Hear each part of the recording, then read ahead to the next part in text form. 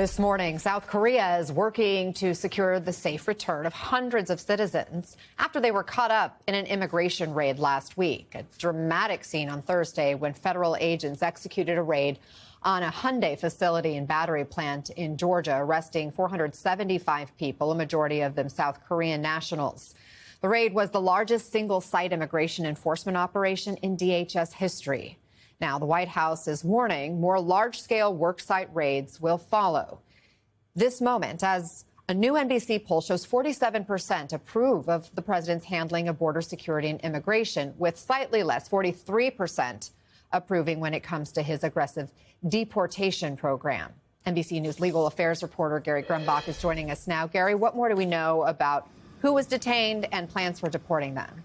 So this is a story with massive foreign relations implications and also massive economic implications here. We know that 475 people, most of them were South Koreans, are now currently sitting in an ICE facility in Georgia in a search warrant that was unsealed Friday. We know that the government was looking for 4 individuals who were not South Koreans. Now, we don't know what the relationship is between the hundreds and hundreds of South Koreans and those 4 individuals, but there was discussion of potential violation of federal laws, including harboring aliens and unlawful employment practices. Now, no charges have been filed yet, but in terms of removing these folks from this country, the South Koreans are actually helping out with that. The foreign minister is on his way to the U.S. as we speak, and we expect he is going to be part of the chartering of flights that are going to come from Georgia back to South Korea. The South Korea foreign minister saying in part, it's essential to ensure that such an event never happens again and to work with the U.S. side to establish fundamental countermeasures here. Alan.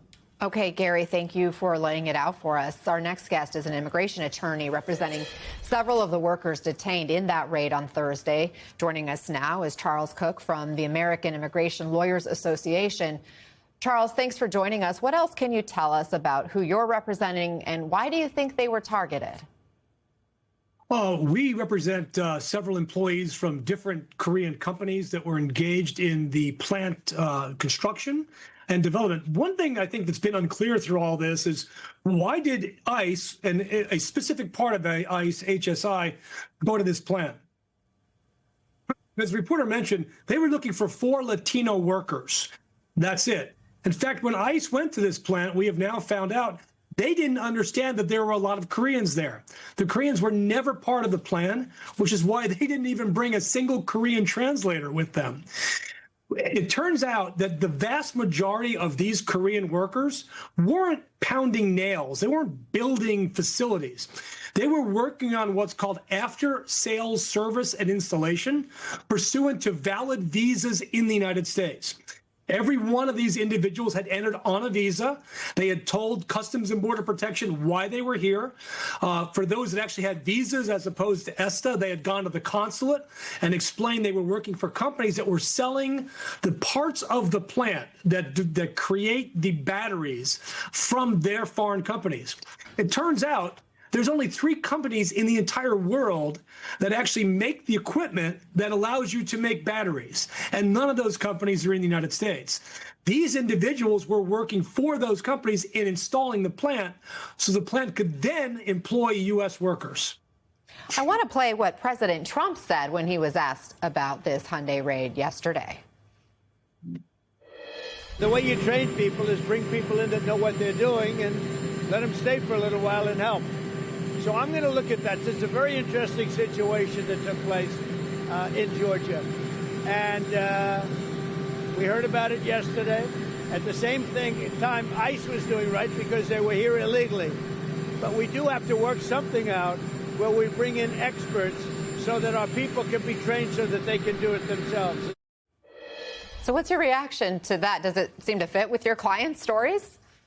Well, it kind of does. I mean, initially, the president said they were here doing exactly what they were supposed to be doing on valid visas. Then he switched to undocumented workers, which there may have actually been undocumented workers on the website. I know from other clients that we have that are Latinos, they arrested at least 1 DACA recipient, 1 TPS recipient, and several asylum recipients that had valid work visas. It seems to me that ICE just decided to arrest everybody on the site and sort it out later. And that goes to the point of who was involved in the raid. ICE, you would think, is just one organization, but it's not. ICE has both HSI, which are Homeland Security Investigations, which generally do worksite enforcement, and ERO, that's the people that do the removals. It's ERO that are the experts on immigration law. HSI is not. The vast majority of these individuals should never have been arrested. And that's actually the big concern, I think, of Korea here, is these people had followed the law. They had come legally. And if ICE now says, well, you can leave, but you can't come back, that's a massive blow both to the companies, but also to the United States. We need this battery plant here. We want this battery plant. It's going to create thousands of jobs, but not without this initial brief involvement of foreign workers who are specialists in installing the necessary equipment. And so now if they are being deported, what kind of repercussions could this have for the American economy? Do you think it's going to backfire on the Trump administration? Oh, this is clearly going to delay the construction of this plant. It's going to delay the installation of the equipment. And I'm going to tell you, a lot of Koreans are going to tell their employers, I don't want to go to that country. It's crazy right now. They don't know what they're doing. So there are going to be serious both foreign policy implications as well as physical money implications here in Georgia. Charles Cooke, appreciate you joining us. Thank you so much for taking the time. My pleasure. Thank you, Anna.